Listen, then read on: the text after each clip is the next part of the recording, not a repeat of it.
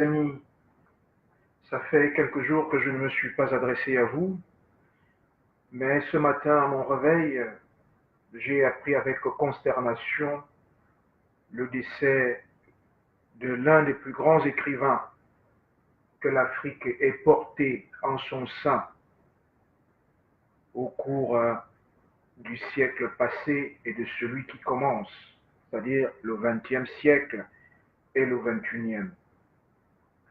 Bernard Bédadier nous a quittés.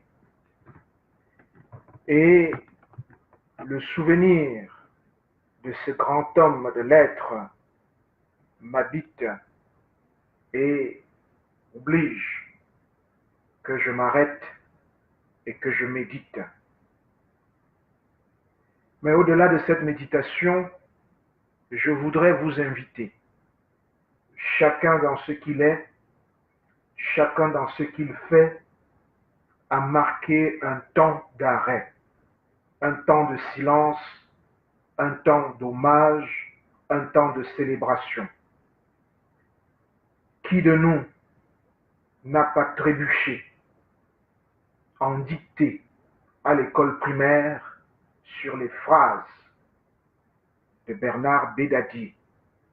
Aussi, j'invite les uns et les autres à reprendre, comme ils le peuvent, des dictées de Bernard Dadier. Je me souviens, moi, d'une, et je vais essayer de la reprendre pour que vous aussi, là où vous êtes, vous puissiez prendre 2 ou 3 minutes pour reprendre une dictée de Bernard Bédadier. Il me semble qu'elle commençait ainsi. La rentrée des classes. L'école était l'avant-dernière maison en allant vers la plage. La rentrée, le matin de bonne heure, les enfants débouchaient de tous les côtés, de tous les coins, de toutes les ruelles, avec des sacs sous le bras, des cerceaux en main. L'école bruyante, oui, l'école bruyante, mouvementée, animée, revivait. Elle faisait penser au retour des tisserands dans les palmiers. Sa volée de moineaux lui était revenue. Partout des chants, appels, des cris. Les anciens se saluaient joyeusement, tandis que les nouveaux, dépaysés, cherchaient un maintien. Tombés dans le monde des écoliers, désorientés, inquiets, ils s'accrochaient à leurs parents. Ici, l'on jouait aux billes, là, on s'ébattait. Ailleurs, c'était des jeux de course.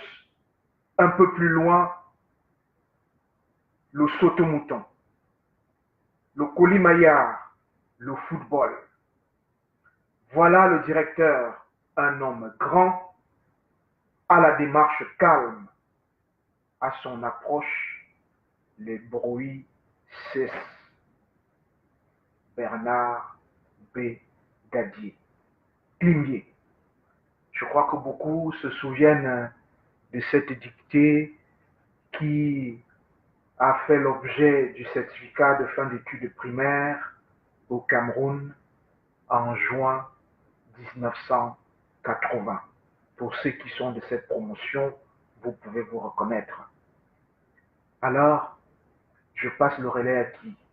À Désiré, à Françoise, à Francis Mbarga, à Arnaud, à Armand Tibangue, à mon frère Anis Blaise Mbarga, à qui je dis bonjour, à Françoise Mbarga, à Marthe Zintiem, parce que je sais qu'elle a enduré.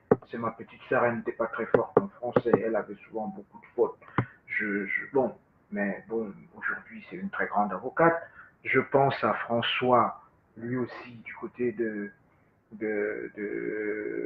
Toronto, qui tout à l'heure m'a annoncé ce décès. Alors, nous pouvons faire comme ça, un récit de texte de Bernard Bédatier, pour que nous soyons, nous, Africains, ceux qui rendent hommage aux leurs.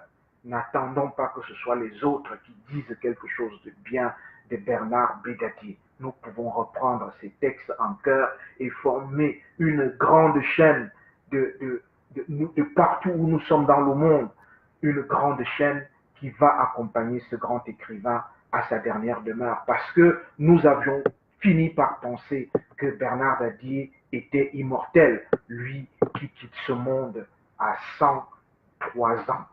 103 ans, c'est énorme pour l'Afrique. Alors, célébrons Bernard Dadier. C'est ce que je voulais vous transmettre aujourd'hui comme message à tous et à chacun. Je souhaite une bonne fin de semaine. Merci.